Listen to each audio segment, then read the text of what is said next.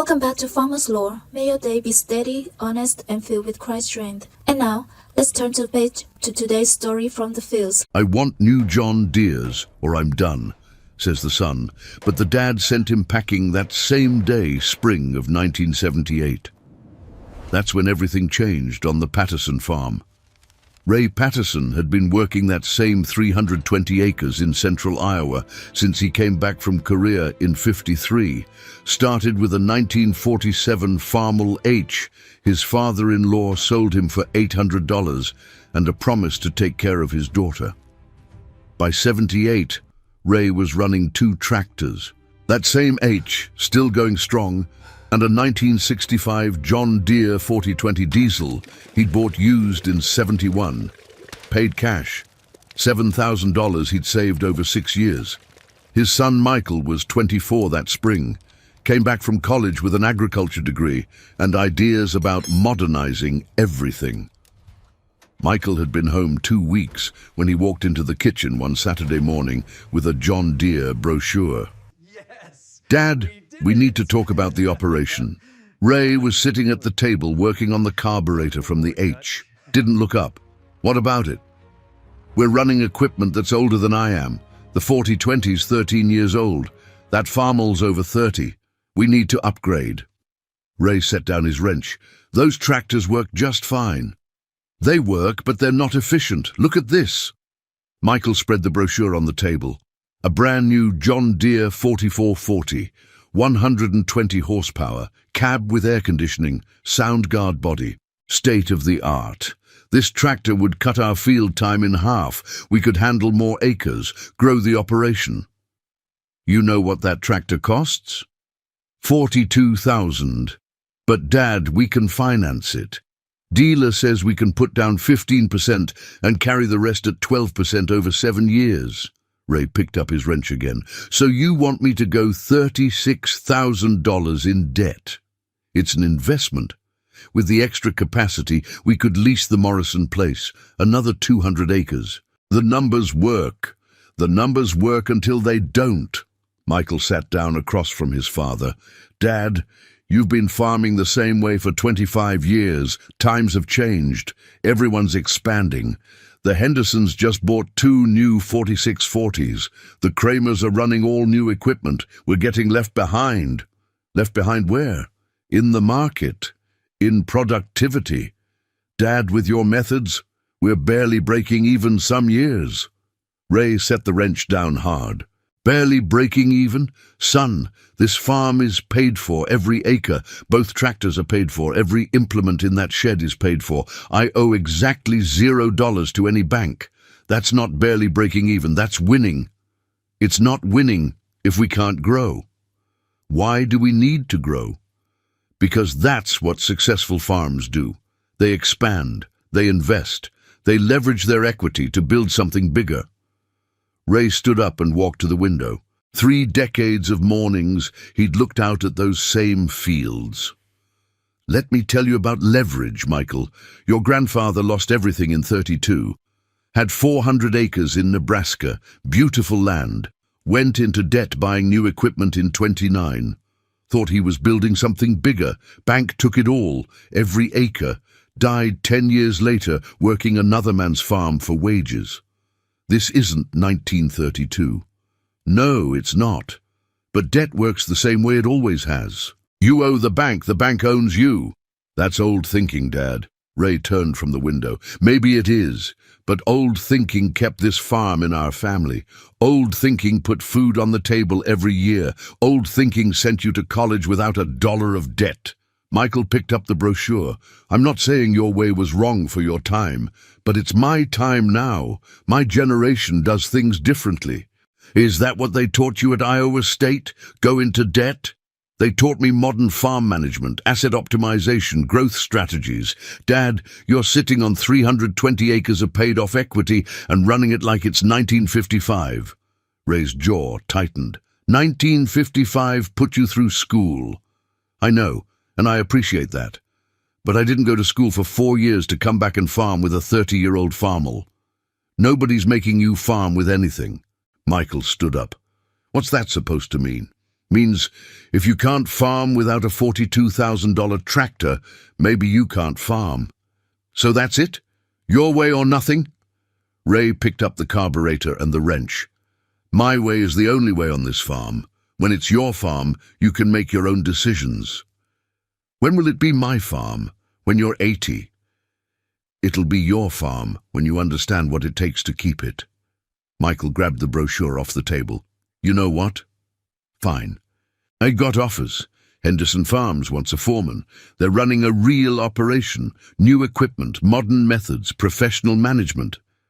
Then maybe you should take it. The kitchen went silent. Michael stared at his father. You're serious. As a heart attack. You want to go work for Henderson. Go work for Henderson. Dad, I'm trying to help this farm succeed. This farm has succeeded for 25 years. It'll keep succeeding. Not if you don't adapt. Ray set down the carburetor one more time.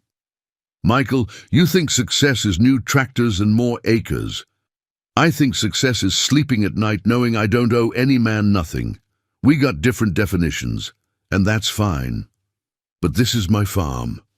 I worked 30 years building something nobody can take from me. I'm not throwing that away because some dealer says I need a new tractor. So I either farm your way or leave. I'm saying if you need $42,000 worth of tractor to feel successful, you won't find that here. Michael walked to the door, stopped with his hand on the frame. The Hendersons are going to dominate this county in 10 years. All the progressive farms will, and you'll still be here running a 30-year-old Farmall. Probably will be. Michael shook his head and walked out. Ray heard the pickup start, heard gravel spraying as Michael drove off. He sat back down at the table, picked up the wrench. His hands were steady, but something in his chest felt heavy. His wife Sarah came in from the living room.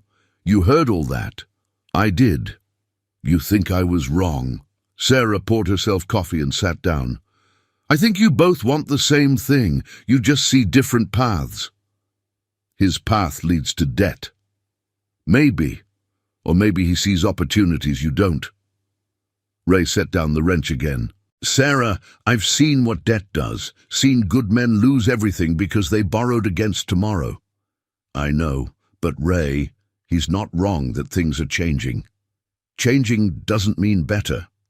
Maybe not, but he's our son. He spent 4 years learning how to do this. Shouldn't we at least consider what he's saying?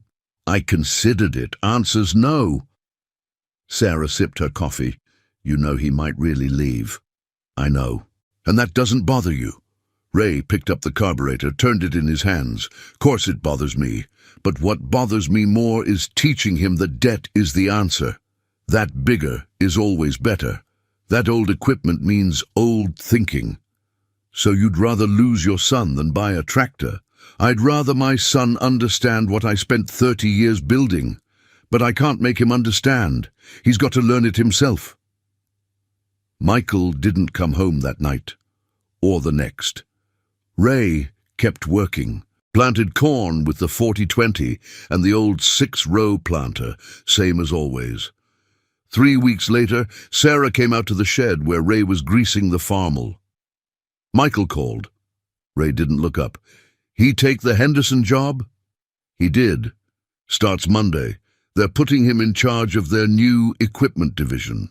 Ray nodded slowly. Good for him. Ray, I mean it. If that's what he wants, good for him. He said he'd like to come by Sunday, talk. Doors always open. Sunday came. Michael pulled in around 2 in the afternoon, found Ray in the machine shed, changing oil on the 40-20. Hey, Dad? Michael. Awkward silence. Finally, Michael spoke. I wanted to let you know I took the Henderson position. Your mother told me. Congratulations. Thanks, it's good money. They're running 8,000 acres now. All new iron. It's impressive. I'm sure it is. More silence. Michael walked over to the Farmall H, sitting in the corner. You still running this, old girl? Every week. Michael ran his hand along the fender. I learned to drive on this tractor. You were 6. You let me steer while you worked the pedals." Ray straightened up from the 40-20. "You remember that?" "I remember everything about this farm, Dad. Every field, every piece of equipment. I'm not trying to disrespect what you built." "I know. I just see things differently." Ray wiped his hands on a rag.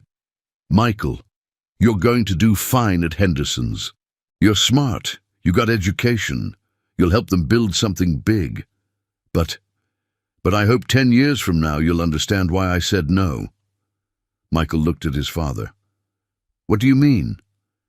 "I mean the Hendersons are running 8,000 acres on borrowed money. They got beautiful new equipment, impressive operation, but they're leveraged to the hilt. Commodity prices drop, interest rates go up one bad year, and they could lose it all. Or they could double their operation." "Could. But Michael, success in farming isn't about how big you get. It's about still being here when the hard years come, and the hard years always come." Michael was quiet for a moment. "You really think they might fail?" "I think they're gambling. Might pay off. Might not. But I won't gamble with this farm. Your grandfather lost everything gambling. I promised myself I'd never do that." "So you'll just stay small forever?" "I'll stay solvent forever. There's a difference." Michael nodded slowly. "I still think you're wrong about growth, but I understand why you think the way you do." "That's all I ask." They stood there in the shed, spring light coming through the door. The Farmall H sat between them, 31 years old and still running. "Dad, when I have my own place someday, I'm probably going to do things different." "I know. But I'll remember what you taught me." Ray extended his hand. Michael shook it. "That's all a father can ask." Michael left for Henderson Farms. Ray kept farming his 320 acres. The years rolled on. 1981 hit. Interest rates went to 18%. Commodity prices crashed. The farm crisis started. Henderson Farms had expanded to 12,000 acres by then. They'd leveraged everything to buy more land, more equipment. 6 new John Deere 8640s, 4-wheel drive monsters, 270 horsepower each, cost them $130,000 apiece. The bank loved it, until they didn't. Ray heard through the grapevine that Henderson owed north of $20 million. The operation was impressive to look at. Rows of green iron lined up like soldiers. Grain bins that could hold 500,000 bushels. Shop building bigger than most people's houses. But when corn dropped to $2.20 a bushel in '82, the numbers stopped working. Michael was assistant operations manager by then. Good salary, company truck. He'd call Sarah every few weeks. Tell her about the operation, the acres they were planting, the yields they were getting. Ray would listen from the other room. Never picked up the phone. Spring of '83 came late. Wet. Ray got his corn in by mid-May with the 40-20 and the old planter. Took him longer than the big operations, but he got it done. Henderson Farms was running 3 shifts, planting around the clock with their big equipment. Michael was working 18-hour days. Sarah told Ray that Michael sounded tired on the phone. "He's learning," Ray said. "Learning what?" "That big operations have big problems." June came. Then July. The crops looked good. Ray's 320 acres were as pretty as he'd ever seen them. The rain had been perfect, temperature just right. He was out walking beans in early August when he saw the Henderson equipment parked along the road. All of it. 6 of those big 8640s, the combines, the grain trucks. Everything lined up like they were getting ready for a parade, but they weren't running. Middle of harvest prep, and they were sitting still. Ray asked about it at the co-op the next day. "Bank pulled their operating loan," the manager said. "Henderson can't buy fuel or parts, can't pay employees, they're done." "Done how?" Done. Bankruptcy. Bank's taking everything." Ray drove home slow, told Sarah that night. "What about Michael?" she asked. "I don't know. You should call him. He knows where home is." 2 weeks went by. The auction was set for September 15th. Ray saw the ads in the farm news. Complete dispersal. Everything must go. Sarah kept saying he should call Michael. Ray kept saying Michael was a grown man.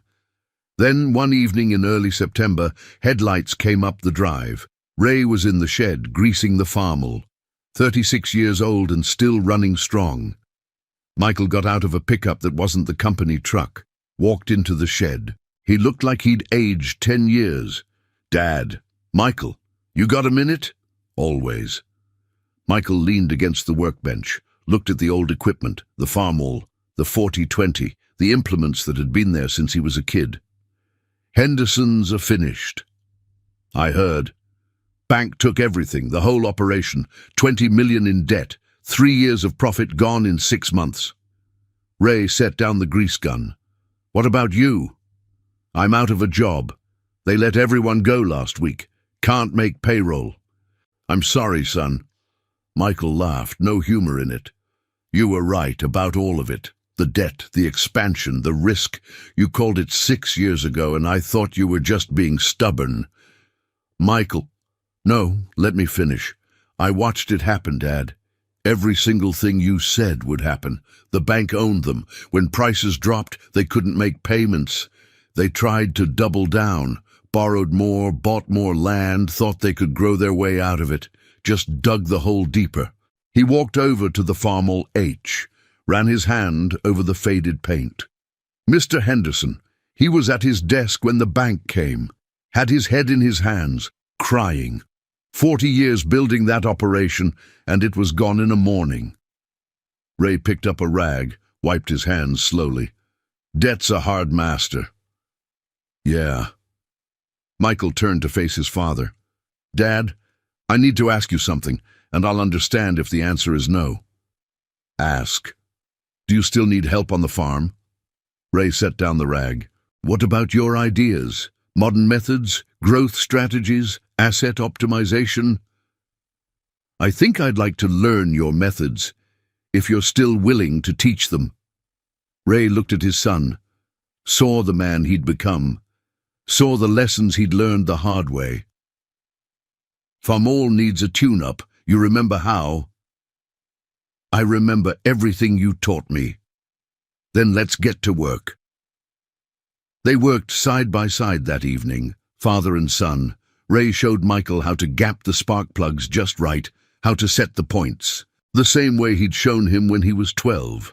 "You keep the manuals for this thing?" Michael asked. "Don't need manuals.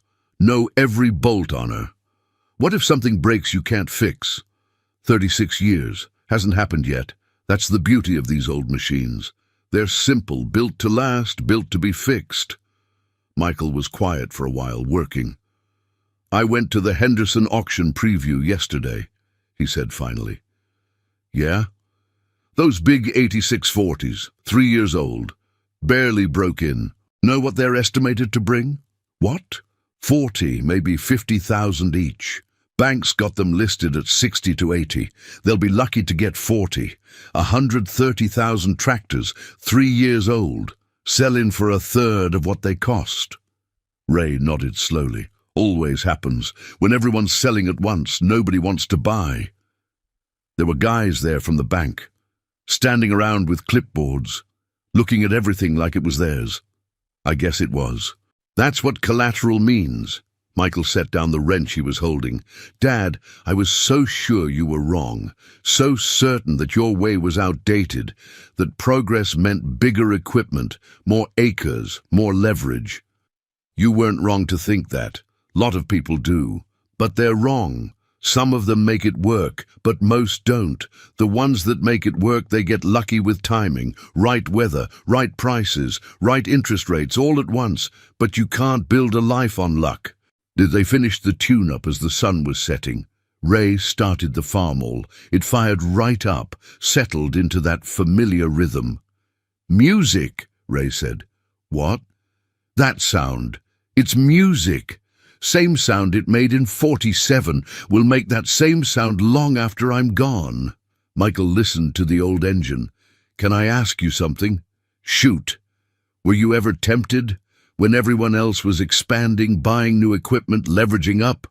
Were you ever tempted to do the same? Ray shut off the Farmall. Let the silence settle.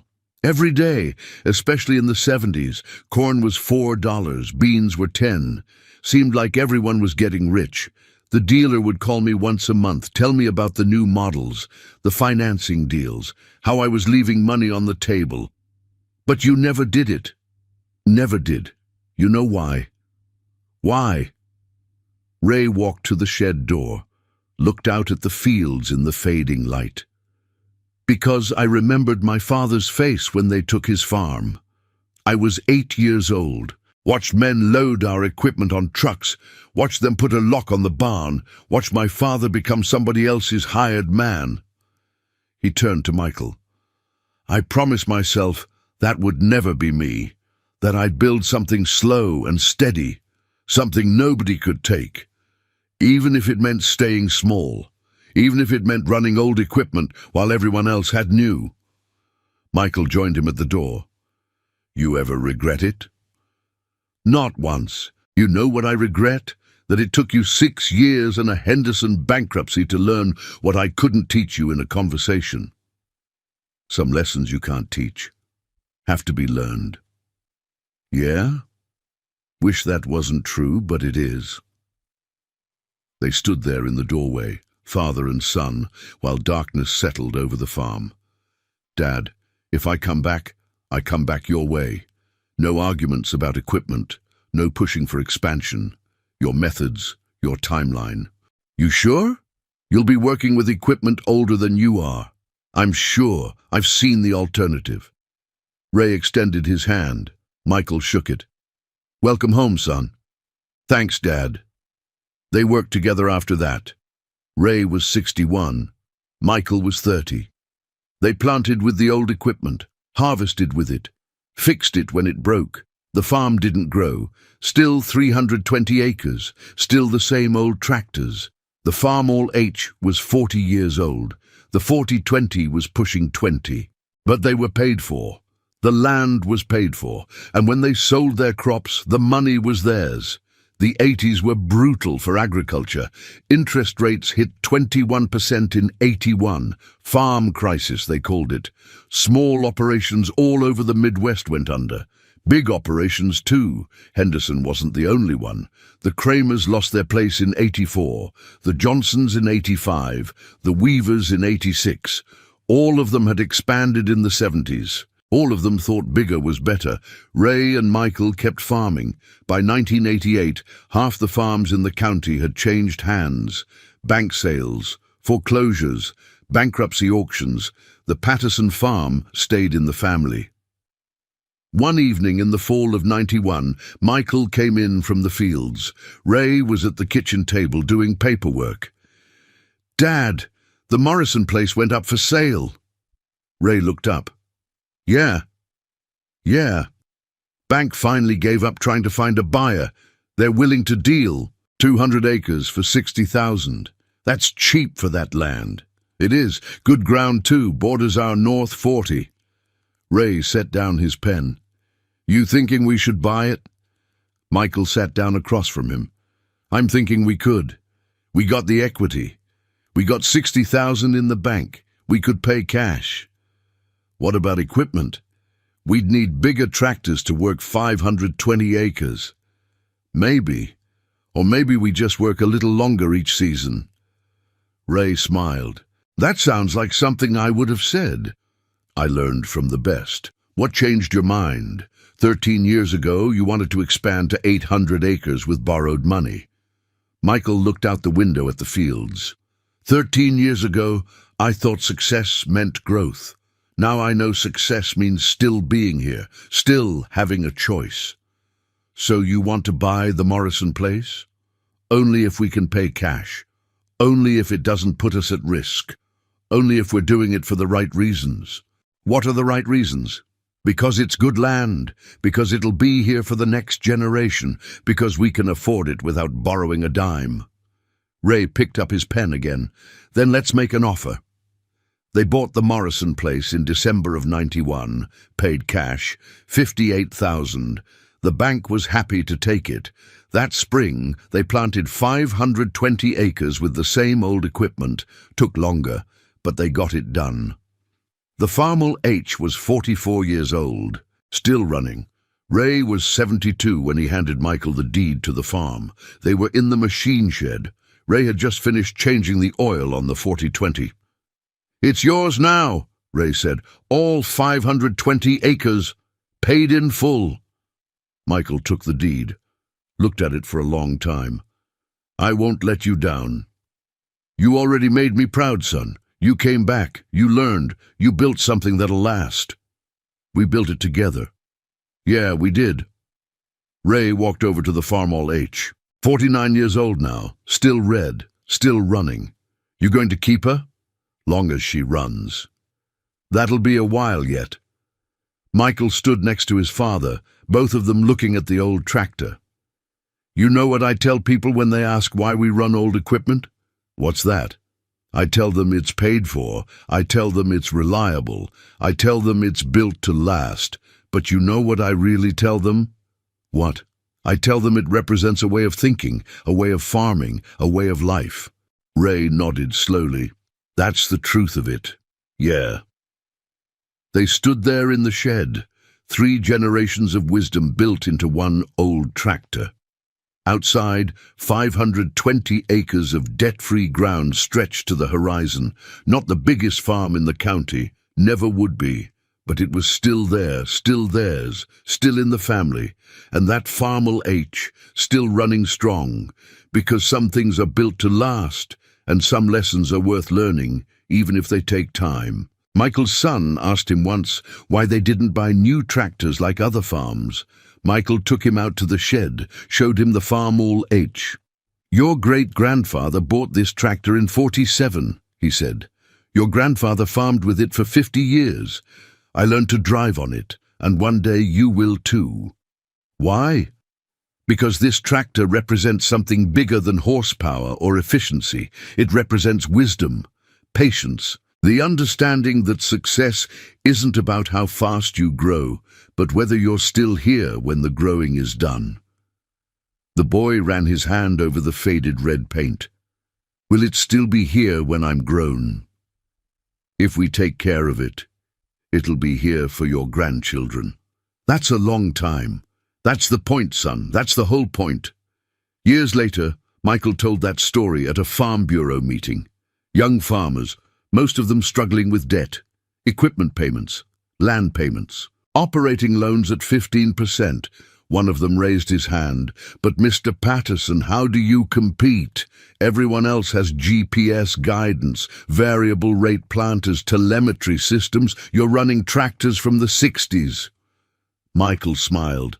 Same smile his father used to give. "Compete at what? Growing corn? We grow plenty, making money. We're profitable every year, staying in business. We've been here 70 years.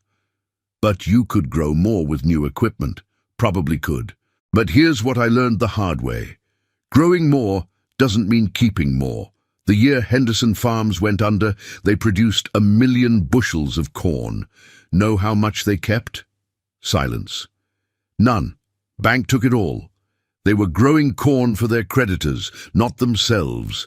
Another young farmer spoke up. So you're saying don't expand, don't modernize. I'm saying know the difference between growth and wisdom. Growth is easy. Any fool with a banker can expand. Wisdom is building something that lasts, something you own, something nobody can take. He pulled out a photograph, showed it around. This is my father in 1978, standing next to that Farmall H, 31 years old then. My son wanted him to buy a new $42,000 John Deere. My father said no. You know why? Why? Because he understood something most people don't. In farming, surviving the bad years is more important than maximizing the good years. The good years take care of themselves. It's the bad years that break you. What happened to your son? Someone asked. Michael looked surprised, then laughed. That was me. I was the son. Left the farm because I thought my father was stuck in the past. Went to work for Henderson, thought I knew better. The room got quiet.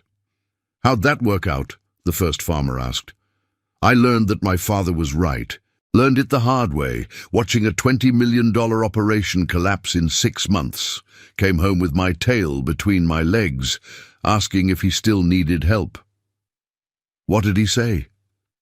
"He handed me a wrench and told me the Farmall needed a tune-up." Michael put the photo away. "That was 1984. Been working this farm his way ever since. And you know what? We're still here. Still profitable. Still debt-free. Can't say that about most of the farms that were bigger than us 40 years ago." The meeting ended. Several young farmers came up to talk. Michael gave them all the same advice his father gave him. Build slow. Pay cash. Keep what you have. Don't let bankers or dealers tell you what you need. Most importantly, understand that farming isn't about impressing your neighbors with new equipment. It's about still being here when your neighbors are gone. One young farmer, couldn't have been more than 25, hung back until everyone else left. "Mr. Patterson, can I ask you something personal?" "Sure." "Do you ever regret it? Not expanding when you had the chance? Not having the biggest operation?" Michael thought about that. "You know what I regret? 6 years, 1978 to 84. 6 years I wasted being angry at my father for being wise. 6 years I could have been learning from him. That's my only regret. But the farm, do you wish it was bigger? Son, I got 520 acres of paid-for ground, 2 tractors that run perfect, equipment that does what I need it to do, no debt, no stress, no banker calling me when prices drop. You tell me what I should regret." The young farmer nodded slowly. "I got 200 acres, just bought a new combine, 180,000. The payment's killing me. Can you send it back? Contract's signed. Then you got 2 choices. Sell it to someone else and take the loss, or make it work and pray for good weather and good prices. What would you do?" Michael looked at him straight. "I'd sell it. Take the loss. Learn the lesson cheap while you're young. Because that combine's going to teach you the same lesson one way or another. Either you sell it now and lose 20,000, or you keep it and lose the farm. That's harsh. That's reality. Debt doesn't care about your dreams. It only cares about payments. And payments come due whether the crop's good or not." The young farmer left. Michael never knew if he took the advice, but he hoped so. The Farmall H sits in that shed today. 77 years old, still runs when they start it. Michael's grandson is 12 now, learning to drive on it, same as Michael did, same as Michael's son did. The paint's faded, the seat's been recovered twice. Some of the gauges don't work anymore, but the engine fires every time. The clutch is smooth, the steering's tight. It'll run another 70 years if they take care of it, and it'll keep teaching the same lesson it's taught for 3 generations. That success in farming isn't about how big you get. It's about still being there when the big ones are gone. Still teaching lessons, still proving that sometimes the old ways aren't just old. Sometimes they're wisdom.